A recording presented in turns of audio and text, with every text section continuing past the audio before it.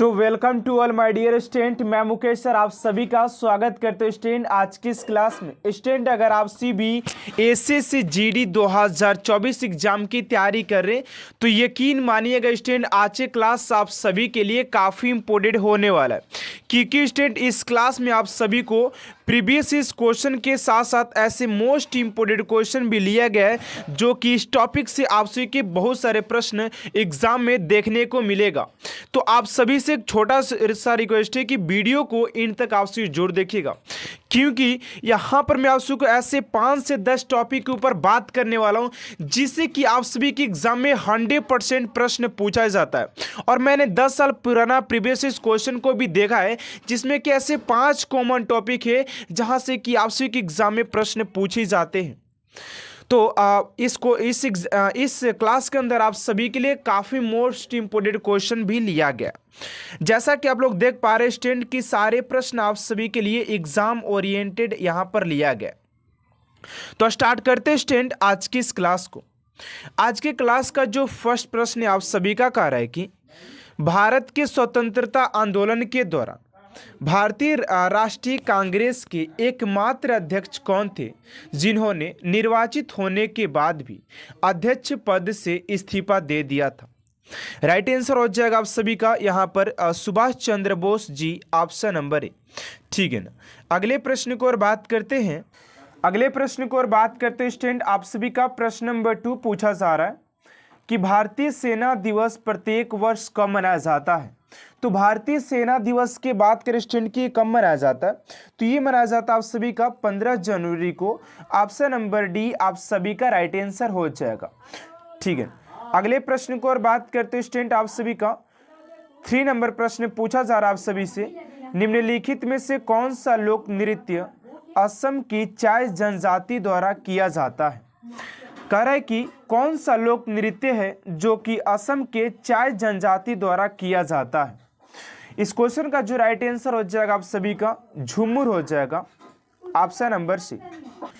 आप सभी को मैं इस क्लास के अंदर ऐसे 5 टॉपिक ऊपर आप सभी को मैं डिस्कस करने वाला हूं जहां से कि आप सभी के एग्जाम में 100% प्रश्न पूछे जाएंगे। तो उस 5 टॉपिक को जानने के लिए मैं वीडियो में आप सभी को बताने वाला हूं, तो वीडियो को इन तक आप सभी जरूर देखिएगा। यहाँ पर अगले प्रश्न को और बात करते हैं। 4 नंबर प्रश्न पूछा जा रहा है कि किस वर्ष से कबड्डी को एक पूर्ण खेल के रूप में एशियाई खेलों में शामिल किया गया है।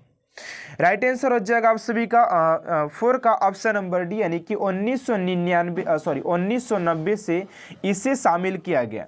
ऑप्शन नंबर डी आप सभी का राइट आंसर हो जाएगा। ठीक है ना। अगले प्रश्न को और बात करते हैं स्टूडेंट आप सभी का 5 नंबर प्रश्न पूछा जा रहा है, निम्नलिखित में से कौन 1928 में भारत के लिए संविधान का मसौदा तैयार करने वाले कांग्रेसी नेताओं में से एक थे, यानी कौन थे यहाँ से। तो जो 5 का राइट आंसर हो जाएगा आप सभी का मोतीलाल नेहरू जी हो जाएंगे। ऑप्शन नंबर सी आप सभी का राइट आंसर हो जाएगा मोतीलाल नेहरू। स्टूडेंट आप सभी से एक छोटा सा रिक्वेस्ट है कि अभी तक आपसे मेरे चैनल सब्सक्राइब नहीं किया तो प्लीज यार चैनल को सब्सक्राइब कर बेल आइकन को प्रेस कर दीजिएगा, ताकि ऐसा हर एक मोस्ट इंपोर्टेंट वीडियो आप तक सबसे जल्द पहुंचे तेरे, क्योंकि एक ऐसा क्लास है जहां से कि आप सभी के लिए डेली बेहतर से बेहतरीन करने का प्रयास किया जाता है और सुवर्दी के जोश और जज्बे और आपके सपने को पूरे कराने के लिए ये दिन रात मेहनत करता रहता है। ठीक है ना। बात करते हैं अगले प्रश्न को। ओलंपिक गोल्फ टूर्नामेंट में भाग लेने वाली प्रथम भारतीय महिला इनमें से कौन सी थी। तो प्रथम भारतीय महिला के बात करें जो कि ओलंपिक गोल्फ टूर्नामेंट में भाग ली थी, राइट आंसर हो जाएगा आप सभी का अदिति अशोक जी हो जाएंगी। ऑप्शन नंबर ए आप सभी का राइट आंसर हो जाएगा।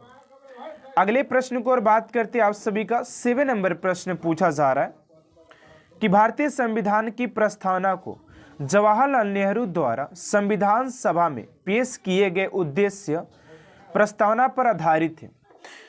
तो ये कब पेश किया गया था, तो 7 का राइट आंसर हो जाएगा आप सभी का 13 दिसंबर 1946 को इसे पेश किया गया था। ऑप्शन नंबर बी स्टूडेंट आप सभी का राइट आंसर हो जाएगा। ठीक है ना। अगले प्रश्न को और बात करते हैं आप सभी का 8 नंबर प्रश्न आप सभी से पूछा गया कि किस विदेशी यात्रा ने भारत का दौरा सबसे पहले किया था। अभी स्टूडेंट हम सभी ने अभी जो प्रश्न देखा वो सारे प्रश्न आपसे के 2021 में प्रीवियस इस क्वेश्चन के पूछे गए प्रश्न हैं, लेकिन अब जो आने वाले आप सभी के लिए जो प्रश्न है वो काफी इंपोर्टेंट होने वाला आप सभी के अगले एग्जाम के टारगेट के लिए। तो यहां से आप लोग क्लास को अच्छी तरीके से अटेंड कीजिएगा, ठीक है। अगर आप इस क्लास का पीडीएफ भी डाउनलोड करना चाहते हैं तो मैं इस क्लास में आपको बता दूंगा कि आपसे इस क्लास का पीडीएफ कहां से डाउनलोड कर एक नोट्स तैयार कर सकते हैं, ठीक है ना। तो राइट आंसर हो जाएगा आप सभी का मेगास्थनीज हो जाएगा ऑप्शन नंबर बी, ठीक है ना। अगले प्रश्न को और बात करते हैं आप सभी का 9 नंबर प्रश्न पूछा जा रहा है प्राचीन भारत में निम्न में से कौन सा विधा अध्ययन का केंद्र नहीं था। तो ये हो जाएगा आप सभी का कौशाम्बी, विक्रमशिला, नालंदा, विश्व तक्षशिला। ये राइट आंसर हो जाएगा आप सभी का कौशाम्बी जो था वो किसी भी विधा अध्ययन का केंद्र नहीं था। बाकी सभी जो आप सभी को यहाँ पर 3 दिखाई दे रहे हैं ये सभी विधा केंद्र थे। अगले प्रश्न को और बात करते 10 नंबर प्रश्न आप सभी से पूछा जा रहा है कि नाट्य शास्त्र की रचना किसने की थी। तो नाट्य शास्त्र की रचना के बारे में बात करें कि इसकी रचना किसके द्वारा किया गया था, तो ये हो जाएंगे भरत मुनि। ऑप्शन नंबर सी। स्टूडेंट आप सभी के लिए जो मैं बात बता रहा हूं कि ऐसे 5 टॉपिक ऊपर मैं बात करने वाला हूं जहां से कि आप सभी के एग्जाम में 100% प्रश्न पूछा जाएगा। तो आप सभी इस 5 टॉपिक को जानने के लिए क्लास के आपसे एंड तक जरूर बने रहिएगा, ठीक है ना। अगला प्रश्न आप सभी का 11 नंबर कि पूरा पाषाण काल में आदि मानव के मनोरंजन के साधन थे। यानी कि जो बात किया जाए कि पूरा पाषाण काल में अगर आदि मानव के मनोरंजन की हम बात करें तो क्या था, तो वो था आप सभी के शिकार खेलना, ठीक है ना। अगले प्रश्न को और बात कर लेते हैं 12 नंबर प्रश्न आप सभी से पूछा जा रहा है कि नालंदा विश्वविद्यालय किस लिए विश्व प्रसिद्ध था। वही नालंदा विश्वविद्यालय दोस्तों जिसके बात करें कि किस लिए प्रसिद्ध था, तो ये हो जाएगा आप सभी के बौद्ध दर्शन शास्त्र के दर्शन के लिए था। बौद्ध धर्म दर्शन के लिए क्या था, काफी प्रसिद्ध केंद्र था। ऑप्शन नंबर सी आप सभी का राइट आंसर हो जाएगा। एंड अगले प्रश्न को और बात करते आप सभी का 13 नंबर प्रश्न पूछा जा रहा है कि मानव द्वारा सर्वप्रथम प्रयुक्त अनाज था। यानी कि मानव द्वारा सबसे पहले अप्रयुक्त अनाज की हम बात कर लेते हैं स्टूडेंट, तो ये हो जाएगा आप सभी का गेहूं और जौ हो जाएगा, गेहूं और जौ। ऑप्शन नंबर बी आप सभी का राइट आंसर हो जाएगा।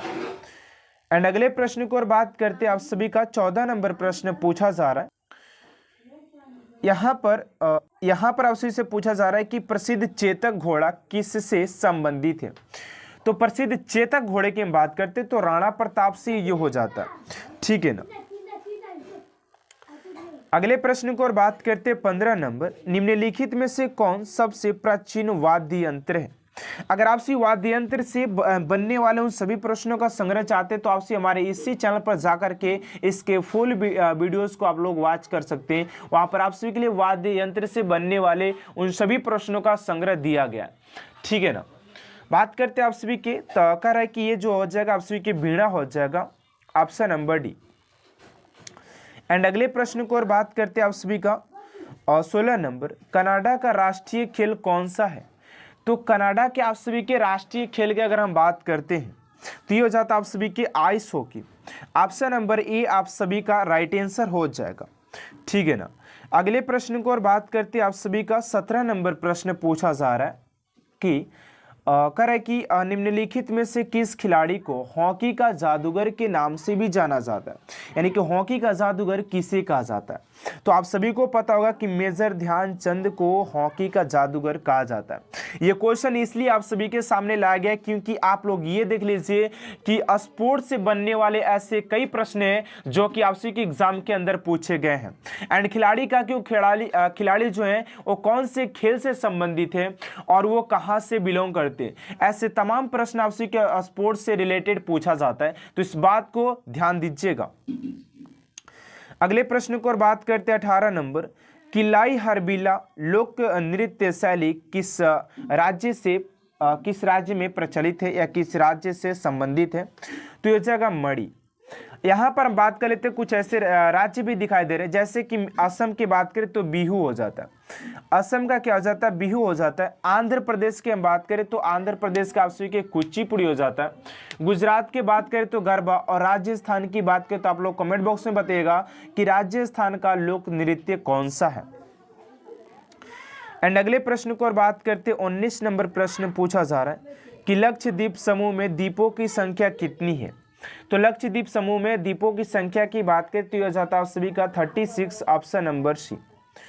अगले प्रश्न को और बात करते आप सभी का 20 नंबर प्रश्न है कि 1857 के विद्रोह का तत्कालीन कारण क्या था। जो 1857 की क्रांति जो कि मेरठ से स्टार्ट हुई थी, वो कि सैनिकों के द्वारा स्टार्ट किया गया था, उसका तत्कालीन कारण क्या था। वो था चर्बी वाले कारतूसों का प्रयोग आरंभ करना, ठीक है ना, जो कि चर्बी वाले काम को कुछ प्रारंभ किया गया था, जिसके कारण यहाँ पर 1857 की क्रांति हुई थी। अगले प्रश्न को और बात करते आप सभी के 21 नंबर प्रश्न है कि किस मुगल शासक को आलमगीर कहा जाता है। तो बात करें आप सभी के, वो हो जाते हैं Aurangzeb, option number D, Aurangzeb को आलमगीर कहा जाता है। अगले प्रश्न को और बात करते हैं आप सभी के 22 नंबर प्रश्न है कि हल्दी घाटी का युद्ध कब लड़ा गया था। तो हल्दी घाटी के युद्ध की बात करें तो आप सभी के 1576 में, ऑप्शन नंबर बी आप सभी का राइट आंसर हो जाएगा। एंड अगले प्रश्न को और बात करते 23 नंबर के हड़प्पा के मिट्टी के बर्तन पर सामान्यतः किस रंग का उपयोग हुआ था। तो वहां पर दोस्तों बात करें तो लाल रंग का प्रयोग हुआ था, ऑप्शन नंबर ए हो जाएगा। अगला प्रश्न स्टूडेंट आपसे 24 नंबर, निम्नलिखित में से किस शहर में अशोक के शिलालेख नहीं है। अशोक वही अशोक है जो कि आपने किसी भी बात करें कि जो बातचीत था, जो लोगों तक पहुंचाने का जो कार्य था, वो अशोक जो था वो पहला राजा था जो कि शिलालेखों के द्वारा, शिलालेख की मदद से अपने प्रचलित करता था। वो जो हो जाए पाटलिपुत्र में अभी तक इसका कोई भी शिलालेख नहीं है। अगला प्रश्न और आज के लास्ट प्रश्न आप सभी का कि नंद वंश के पश्चात मगध पर किस राजवंश ने शासन किया। इस क्वेश्चन का राइट आंसर क्या होगा स्टूडेंट, आप सभी कमेंट बॉक्स में देना है। आई होप स्टूडेंट आज की क्लास अगर आप सभी को अच्छा लगे तो प्लीज चैनल सब्सक्राइब कर बेल आइकन को इसलिए प्रेस कर दीजिएगा ताकि ऐसा मोस्ट इंपोर्टेंट क्लास आप तक सबसे जल्द पहुंचते रहे। और बात आता है स्टूडेंट यहाँ पर कि वैसे 5 टॉपिक आखिर कौन से हैं जिनसे कि आप सभी के एग्जाम में 100% प्रश्न पूछा ही जाता है। तो मैं आप सभी को बता देता हूं कि पहला जो टॉपिक है आप सभी के संविधान हो जाता है, दूसरा टॉपिक बात करें आप सभी के स्पोर्ट्स हो जाता है, एंड तीसरा टॉपिक की बात करें आप सभी के शास्त्रीय नृत्य यानी कि शास्त्र कला से संबंधित हो जाता है। उसके बाद बात करें आप सभी के हड़प्पा सभ्यता से एक प्रश्न पूछा जाएगा। उसके हम बात कर लेते हैं आप सभी के युद्ध से आप सभी के 100% एक प्रश्न पूछा जाएगा। और हाँ, ये सबसे महत्वपूर्ण बात है कि 3 प्रश्न आप सभी के करंट अफेयर से पूछे जाएंगे।